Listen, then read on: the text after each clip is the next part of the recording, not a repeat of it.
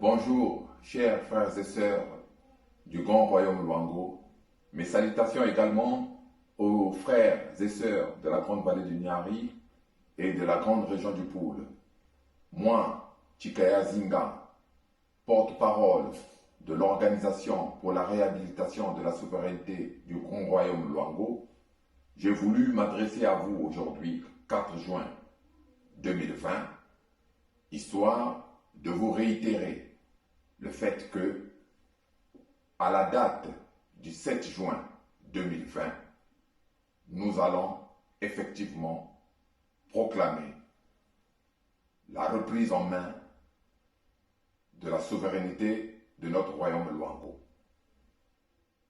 Aucun sage digne de ce nom, aucun homme politique de quelque contrée que ce soit ne peut aller à l'encontre des aspirations légitimes et les plus profondes du peuple. Que demande le peuple? C'est vivre décemment, vivre dignement, dans le respect de ses droits. La restauration du Grand Royaume Luango et la reprise en main par les Luango de leur souveraineté s'impose donc. Le 7 juin 2020, nous allons procéder à l'annulation du traité du 12 mars 1883 qui sera dorénavant frappé de nullité. Dès cet instant, nous aurons besoin de toutes les filles, de tous les fils du Luango rassemblés afin de restaurer effectivement notre royaume. Ça sera donc le moment d'une grande réconciliation, d'une grande palabre, afin de dégager toutes les lignes à travers le Conseil royal de transition pour permettre de gérer nos terres et d'assurer à cette terre la prospérité, c'est-à-dire attendue. Cela redonnera enfin effectivement espoir à la jeunesse qui aujourd'hui, c'est-à-dire est complètement désemparée et ne comprend plus rien de ce qui lui arrive. L'espoir renaît donc à travers la réhabilitation et la reprise en main par les Luango de leur souveraineté. Vive le Luango souverain. Je vous remercie. D'abord, na boisa, meeting meluti bien. Na weso, meeting meluti bien. Na pomwa, population me salvata kima. Sunubad me kubul babatowa. Soze na sunubad. Songulia, litaguli mama, kambe sasungeso.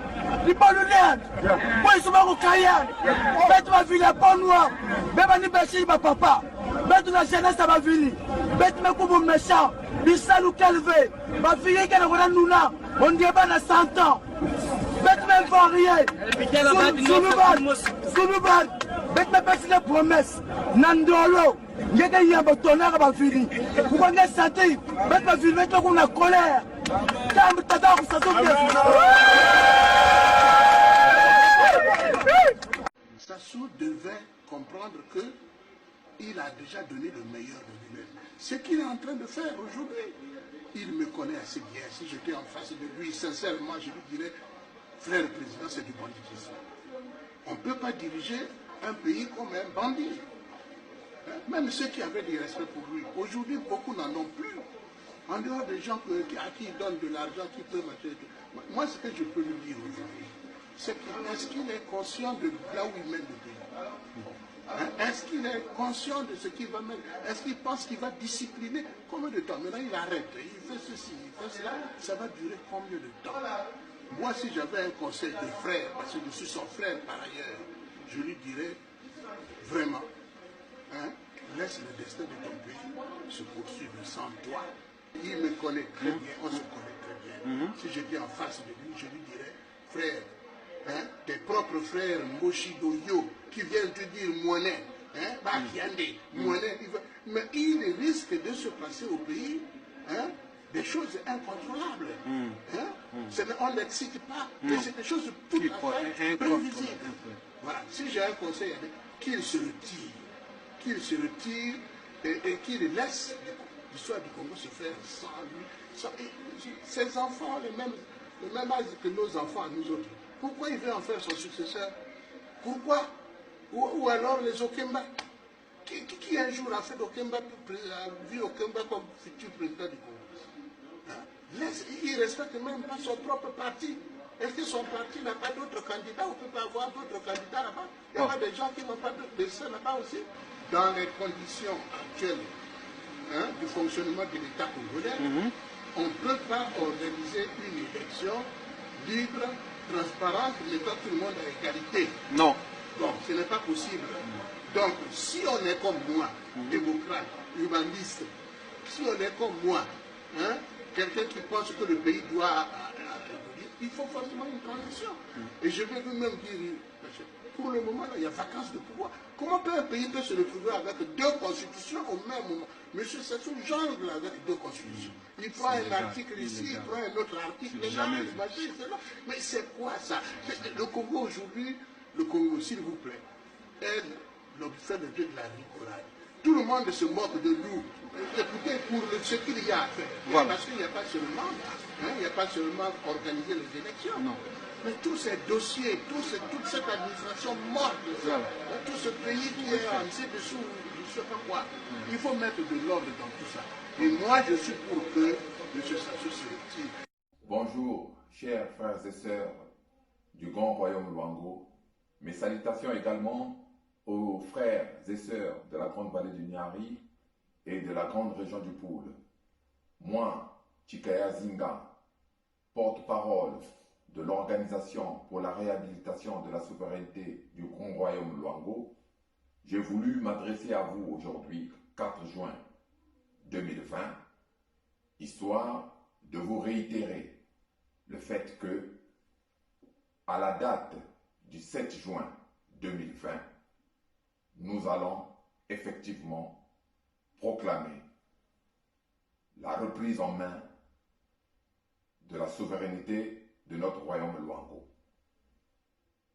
Aucun sage digne de ce nom, aucun homme politique de quelque contrée que ce soit ne peut aller à l'encontre des aspirations légitimes et les plus profondes du peuple. Que demande le peuple? C'est vivre décemment, vivre dignement, dans le respect de ses droits. La restauration du Grand Royaume Luango et la reprise en main par les Luango de leur souveraineté s'imposent donc.